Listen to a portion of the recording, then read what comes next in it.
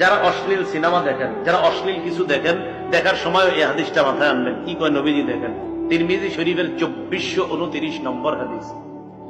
রাসূলুল্লাহ সাল্লাল্লাহু আলাইহি সাল্লাম এই আয়াত তেলাওয়াত করলেন, সূরা জিলজালের 4 নম্বর আয়াত তেলাওয়াত করার পর নবীজি বলেন, আতাদরুনা মা আখবারুহা, তোমরা কি জানো জমিনের বৃত্তান্ত কি? জমিন কি বলে দিবে? সাহাবীরা বললেন, আল্লাহ আর তার নবী ভালো জানেন।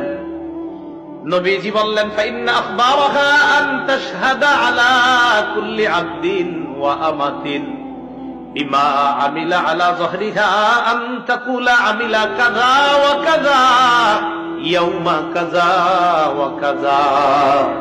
নবীজি বলেন, জমিন এইভাবে বৃত্তান্ত বর্ণনা করবে, আতুশাল অমুক এলাকার অমুক বান্দা ওই সময় এতটা বাজে অমুক দোকানের সামনে দাঁড়িয়ে টেলিভিশনের মধ্যে অশ্লীল সিনেমা দেখছে। মাবুদ, আমি জমিন তার বিরুদ্ধে সাক্ষী দিয়ে দিলাম, তোমার কাছে বিচার চাই।